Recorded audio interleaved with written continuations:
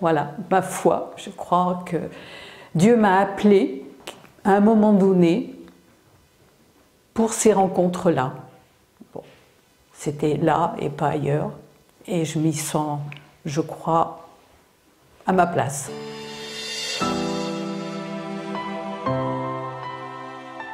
Alors comment le Seigneur m'a conduite dans cette mission d'aumônière? C'est suite à un témoignage lors d'un dimanche de la santé. Et en fait, ce qui m'a fait vibrer, je suis allée la voir après la messe, et ce qui m'a fait vibrer dans ce qu'elle a dit dans son témoignage à l'église, c'est oui, bien sûr, je visite, et en même temps, je suis visitée par Jésus, par le Christ. Et là, moi, je me suis dit sur les bancs de l'église, ouah, mais trop bien, un job, un travail où tous les jours, où chaque seconde, Dieu me visite, je sais que Dieu est là, vraiment. De vivre que Jésus est vivant en nous et que je peux le transmettre et qu'il peut y avoir une réciprocité d'amour inconditionnel auprès de gens qui sont dans des situations extrêmement démunies avec lesquelles je peux apporter quelque chose grâce évidemment à Dieu. Et c'est vrai que quand je pense à ces disciples qui n'étaient pas dans la bonne direction, j'ai un petit peu l'impression de me retrouver. Et puis de la même façon, ils ne reconnaissent pas Jésus tout de suite. Et c'est un peu comme ces personnes, qu'elles soient en santé mentale ou même les personnes âgées que je peux visiter. Comme je le disais, c'est les personnes qui sont en dehors de la cité, qui gênent, souvent qui révèlent nos propres peurs, donc on préfère ignorer et mettre de côté. Et puis comme ces disciples, on reconnaît tout simplement pas le Christ en elles. Et c'est vrai que moi, j'ai vraiment beaucoup de chance et peut-être tous les jours, je remercie le Seigneur de pouvoir vivre ça et de pouvoir le rencontrer à chaque visite. C'est vrai que beaucoup le disent dans les différents aumôniers avec qui je parle, mais c'est vraiment ces patients, ces personnes fragilisées qui nous évangélisent.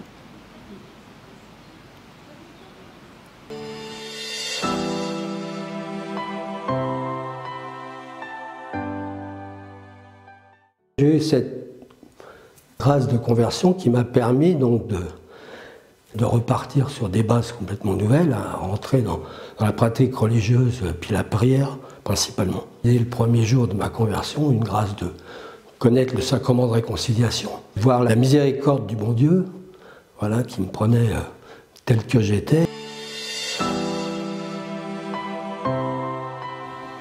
À chaque fois, il n'y a pas d'exception, à chaque fois, on a un moment béni, vraiment un moment extraordinaire où l'émotion nous gagne parce qu'il y a une telle sincérité, une telle confiance entre les patients et nous. Eux, ils ont besoin de moi. Je sais que le rendez-vous pour eux est très important, mais il est très très important pour moi aussi.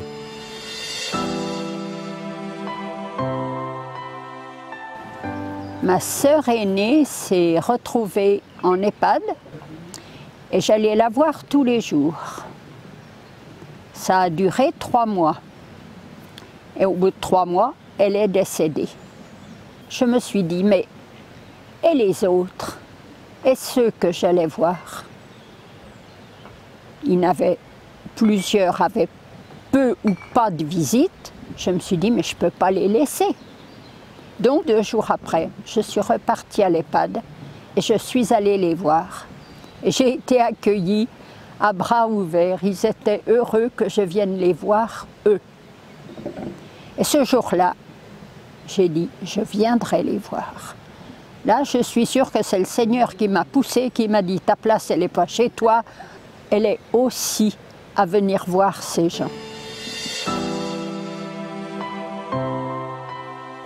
Parce qu'au début, ils se disent, mais non, moi, j'ai pas besoin de discuter, enfin, tout va bien, il y a la famille qui vient, il y a tout le monde.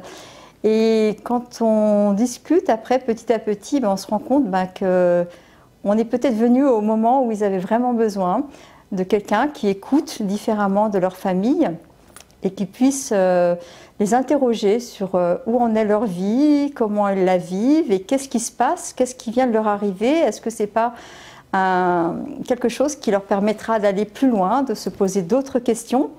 Et en fin de compte, on n'est pas des psychologues, mais on écoute on questionne un peu et on les amène peut-être à se repositionner dans leur vie de famille. Et ça, je trouve que c'est très fort aussi. Là, moi, j'ai ce sentiment que c'est la puissance de la prière. C'est toutes les personnes qui sont dans leur chambre si elles dorment. Donc j'en profite pour les confier au bon Dieu. Voilà. Et en priant auprès d'elles, en demandant cette grâce de l'amour, de la miséricorde du bon Dieu. Donc en commençant évidemment par la principale des prières, le Notre Père.